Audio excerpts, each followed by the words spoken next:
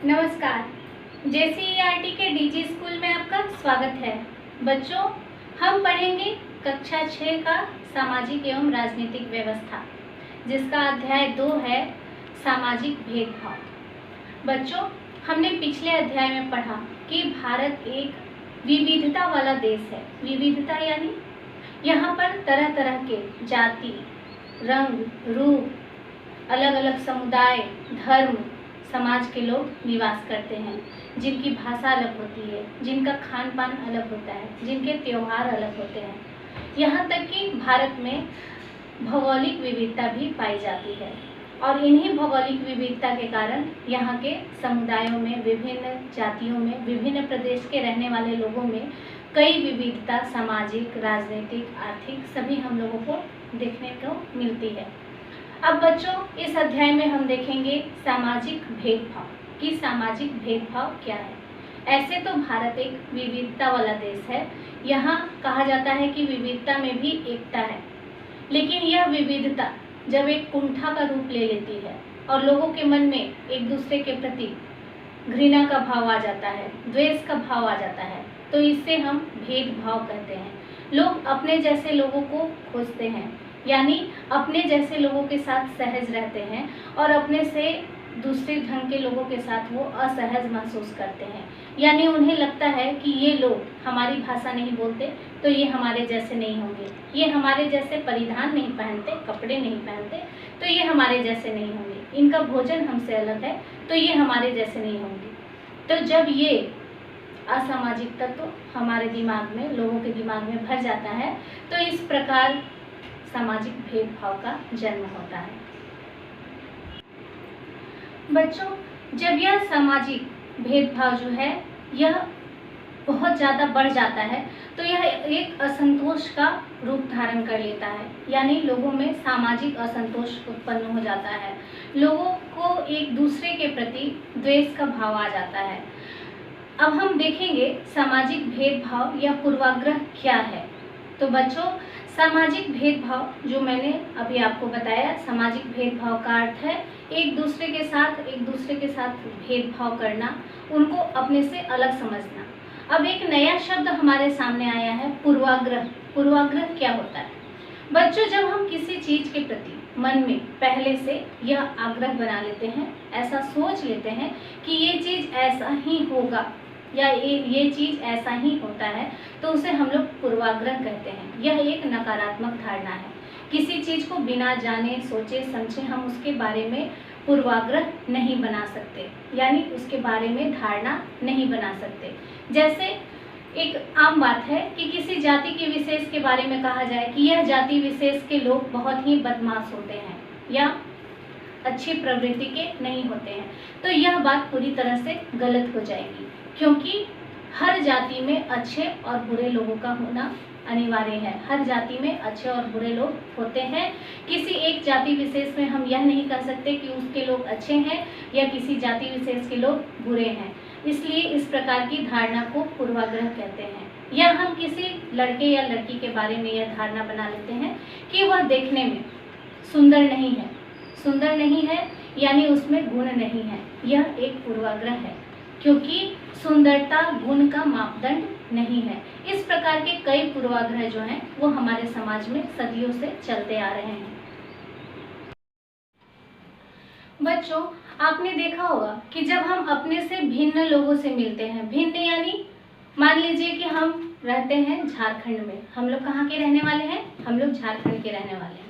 और कोई बाहर प्रदेश से, दूसरे प्रदेश से कोई व्यक्ति आता है, मान लीजिए कि हिमाचल से आता है, तो उसके खान पान अलग होंगे, उसके पहनावे अलग होंगे, वो देखने में हमारे जैसा नहीं होगा, उसमें और हम में अंतर होगा। तो जब हम अपने अंदर ये धारणा बना लेते हैं कि यह व्यक्ति हमारे जैसा नहीं है, हम उसके साथ असहज महसूस करते हैं, यानी हम उसके साथ फ्री महसूस नहीं करते, हम उसके साथ अपने आप को जोड़कर नहीं देख पाते हैं। तो यह धारणा जो है हमारी पूर्वाग्रह की धारणा होती है, क्योंकि हम बिना सोचे समझे यह निर्णय ले लेते हैं कि यह व्यक्ति हमारे जैसा नहीं है, क्योंकि यह हमारे प्रदेश का नहीं है, यह बाहर से आया हुआ है। तो इस तरह की धारणा जो होती है यह एक सामाजिक धारणा होती है। जिसमें व्यक्ति बिना तथ्य जाने, बिना सच को जाने, बस मन ही मन में यह निर्णय कर लेता है कि अगला जो है, जो सामने वाला व्यक्ति है, यह मेरे समान नहीं है, हमारे जैसा नहीं है। इसमें एक व्यक्ति के मन में दूसरे व्यक्ति के लिए असंतोष का भाव आता है। इस असहजता का कारण यह है कि हम लोग जो हैं अपने जैसे लोगों के साथ ही सुरक्षित महसूस करते हैं, अपने से भिन्न प्रकार के लोगों के साथ सुरक्षा का भाव हमारे मन में नहीं आता। हम अपने आप को असुरक्षित महसूस करते हैं, पर यह हमारी पूर्वाग्रह है, हमारा अनुमान है। यह सर्वदा गलत ही होता है। अब बच्चों, हम लोग कुछ तथ्यों को जानेंगे। जैसे शहरी और ग्रामीण क्षेत्रों के लोगों में भी हम लोग भिन्नता देखते हैं, लेकिन ये भिन्नता हमारे सामाजिक स्तर पर एक पूर्वाग्रह का रूप ले चुका है। यह हमारे लिए एक आम धारणा बन चुकी है। जैसे सामान्यतः हम लोग देखते हैं कि हम लोग के मन में यह धारणा बनी हुई है। मैं कुछ धारणाओं को बोलूँगी और आप उसके बारे में बताइएगा कि वह सही है या गलत है। तो ग्रामीण क्षेत्र के बारे में पहले बोलते हैं, ग्रामीण लोगों के बारे में बोलते हैं। ग्रामीण लोग जो होते हैं वो मेहनती होते हैं। यह कैसी धारणा है बच्चों? यह एक पूर्वाग्रह की धारणा है। जरूरी नहीं है कि केवल गांव के लोग ही मेहनती होते हैं, शहर के लोग भी मेहनती होते हैं। एक दूसरी आम धारणा है कि गांव के लोग रूढ़िवादी होते हैं और अंधविश्वासी होते हैं। अब इसका जवाब क्या होगा?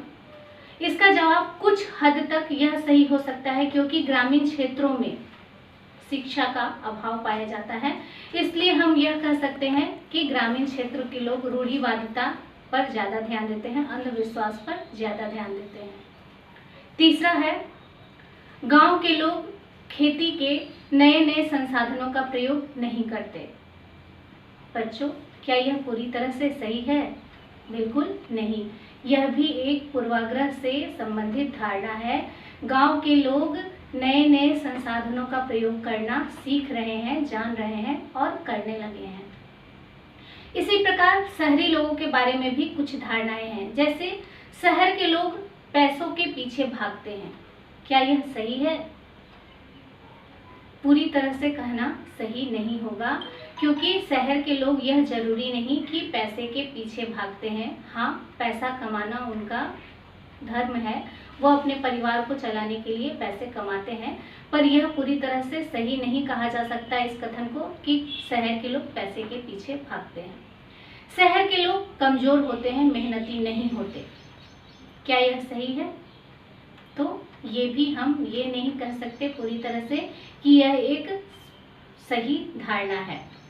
तो इस प्रकार हम देखते हैं बच्चों कि ग्रामीण क्षेत्र, शहरी क्षेत्र, इन सब में कई पूर्वाग्रह की धारणाएं बनी हुई हैं। क्या यह पूरी तरह से कह पाना कि गांव के सारे लोग मेहनती होते हैं, परिश्रमी होते हैं, क्या यह सही होगा? और शहर के लोग आलसी होते हैं, विलासितापूर्ण जीवन जीते हैं, क्या यह सही है? तो यह सही नहीं है। ऐसी कई आम धारणाएं पहले से बनी हुई हैं, पूर्वाग्रह की धारणाएं बनी हुई हैं, जिनको हम सही या गलत नहीं कह सकते। कुछ इनमें से सही होती हैं और कुछ गलत होती हैं। हर धारणा अलग अलग है। इसके लिए हमें इसके पीछे के तथ्यों को जानना और समझना चाहिए, तब निष्कर्ष पर पहुंचना चाहिए। अतः हम किसी व्यक्ति या समुदाय के बारे में यह आम धारणा बना लेते हैं कि वह ऐसा ही होगा, तो यह हमारा पूर्वाग्रह होता है, नकारात्मक धारणा है। इसका हमें त्याग करना चाहिए। किसी व्यक्ति को आलसी, कंजूस या दानी कहना एक पूर्वाग्रह की धारणा है। इस तरह की धारणाओं का हमें त्याग करना चाहिए। अब बच्चों, हमारे सामने यह प्रश्न आया कि यह जो पूर्वाग्रह की धारणा हमारे मन में बनती है, क्यों बनती है? ये धारणा हमारे मन में आती कैसे है? तो इसका कारण बच्चों ये है कि हम जिस परिवेश में रहते हैं, वहाँ की खान पान, वेशभूषा आदि भाषा आदि को सभी को अपना समझ लेते हैं और सर्वश्रेष्ठ समझ लेते हैं। केवल अपना ही नहीं मानते, हम यह भी मान लेते हैं कि हम जिस भाषा को बोलते हैं वह सर्वश्रेष्ठ है, हम जो भोजन करते हैं वह सबसे उत्तम भोजन है, हम जिस तरह रहते हैं वह जीवन यापन की शैली सबसे अच्छी शैली है। तो इस प्रकार हमारे मन में यह धारणा बैठ जाती है कि हम जो कर रहे हैं वही सही है, हमारे जैसे लोग ही सही हैं और बाकी लोग गलत हैं। तो पूर्वाग्रह का एक कारण यह भी हो सकता है, लेकिन पूर्वाग्रह का ऐसा कारण होना बिल्कुल गलत है, क्योंकि और भी जो समाज के लोग हैं वो भी हमारे जैसे हैं, उनके भी भोजन का उतना ही महत्व है, उनकी भी बोली का, उनकी भी भाषा का उतना ही महत्व है। जैसे एक एग्जाम्पल के तौर पे बच्चों, एक उदाहरण के तौर पे हम देख लें कि अगर हम अंग्रेजी भाषा का प्रयोग करते हैं, अगर हम अंग्रेजी भाषा बोलते हैं तो हम कभी किसी दूसरे भाषा के साथ न्याय नहीं कर पाएंगे, यानी किसी दूसरे भाषा को सही नहीं ठहरा पाएंगे। हमें यही लगेगा, हमेशा यही लगेगा कि हम जिस भाषा का प्रयोग कर रहे हैं यानी अंग्रेजी भाषा, वही उत्तम भाषा है, वही सही भाषा है। लेकिन हमें इस धारणा को बदलना होगा। और आगे चलकर यह होता है कि कभी कभी ये जो पूर्वाग्रह है यह वृहत्तम रूप लेते जाता है, और इसका वृहत्तम रूप यह होता है कि समाज में और लोगों के प्रति हमारे मन में कुंठा जाग जाती है और भेदभाव का जन्म होता है। हम लोगों के प्रति भेदभाव करना प्रारंभ कर देते हैं, लोगों के साथ मिलजुल कर रहना हमें पसंद नहीं आता। यहाँ तक कि बच्चों हम समाज के लोगों के साथ बुरा बर्ताव करना प्रारंभ कर देते हैं। हमारी पूर्वाग्रह की धारणा जो है इतनी बढ़ जाती है कि हम लोगों के साथ बुरा बर्ताव करना प्रारंभ कर देते हैं, उन्हें उनके अधिकारों से वंचित कर देते हैं। जैसे कि एक मंदिर में कई बार प्रारंभ में ऐसा होता था पहले के समाज में कि मंदिरों में दलितों का जाना मना था। यह हमारी पूर्वाग्रह की धारणा थी, और पूर्वाग्रह की धारणा जब बहुत ज़्यादा बढ़ जाती है तो सामाजिक भेदभाव का जन्म हो जाता है, जो कि समाज के हित में नहीं है। बच्चों अब हम देखेंगे रूढ़िवादिता क्या है। रूढ़िवादी धारणा, जब हम किसी व्यक्ति या समुदाय की एक निश्चित छवि या धारणा बना लेते हैं तो इसे रूढ़िवादी धारणा कहा जाता है। कई बार हम किसी खास देश, धर्म, लिंग के होने के कारण किसी को कमज़ोर, मजबूर, अपराधी या धोखेबाज कहते हैं। यह रूढ़िवादी धारणा का उदाहरण है। हर मनुष्य, चाहे उसका धर्म, उसकी भाषा, उसका क्षेत्र, लिंग आदि कुछ भी हो, उसके पास कुछ विशिष्ट गुण होते हैं। यानी हर मनुष्य का अपना एक विशिष्ट गुण होता है जो उसे दूसरे मनुष्य से अलग करता है। रूढ़िवादी धारणा हमें इन गुणों को देखने से रोकता है। उदाहरण के लिए ऐसा कहना कि किसी खास जाति के लोग अपराधी होते हैं गलत है। यह एक रूढ़िवादी धारणा है। मैंने आपको पहले भी बताया, क्योंकि अपराधी तो हर जाति में हो सकते हैं, कोई जाति विशेष अपराधी नहीं होता। पूर्वाग्रह की तरह रूढ़िवादी धारणा भी समाज के विभिन्न लोगों के बीच होने वाले भेदभाव का कारण हो सकती है। जैसे पूर्वाग्रह एक भेदभाव का कारण है, उसी तरह रूढ़िवादी धारणा भी जो है वह भी एक सामाजिक भेदभाव का कारण बन सकती है। यह भेदभाव कई रूप के हो सकते हैं, स्त्री पुरुष के बीच या विभिन्न लोगों के बीच। भेदभाव का एक और कारण लोगों का जीवन स्तर भी है। जैसे समाज में लोग अमीर और गरीब हो सकते हैं, किसी के पास ज़्यादा रुपया पैसा है, कोई ज़्यादा लाभ कमाता है और कोई किसी तरह से अपनी जीविका का निर्वाह करता है। किसी के गरीब होने के कारण उसके साथ स्कूलों, दफ्तरों या अन्य जगहों पर इस तरह के बर्ताव हो सकते हैं जिससे वह असहज महसूस कर सकता है। तो देखा बच्चों, इस प्रकार की धारणा को हम लोग कहते हैं रूढ़िवादी धारणा। लड़के और लड़कियों में भेदभाव। बच्चों हमारे सामने यह प्रश्न आता है कि क्या लड़के और लड़कियों में भेदभाव किया जाता है? तो जी हाँ बच्चों, हम आज भी हमारे समाज में यह देखते हैं कि कई लड़के और लड़कियों में भेदभाव किए जाते हैं। समाज में लड़के और लड़कियों को एक स्थान प्राप्त नहीं है। कुछ गुणों को हम देखेंगे और हम यह तय करेंगे कि यह लड़कों में होते हैं ऐसी आम धारणा है या यह लड़कियों में होती है ऐसी धारणा है। हम उन गुणों को पहचानने की कोशिश करेंगे। तो चलिए देखते हैं उन गुणों को। वे मजबूत एवं कठोर होते हैं। बच्चों, यह गुण किस में होता है? ऐसा धारणा बना हुआ है कि वे मजबूत और कठोर होते हैं, लड़के या लड़कियां? तो इसका जवाब आएगा लड़के। वे कोमल होते हैं। कोमल कौन होते हैं? ऐसी आम धारणा है कि लड़कियां कोमल होती हैं। रोना इन्हें शोभा नहीं देता। किन्हें? लड़कों को। ऐसी यह एक आम धारणा है जो हमारे समाज में बनी हुई है। इन्हें घर के काम में अपनी माँ की मदद करनी चाहिए। किनको? लड़कों को या लड़कियों को?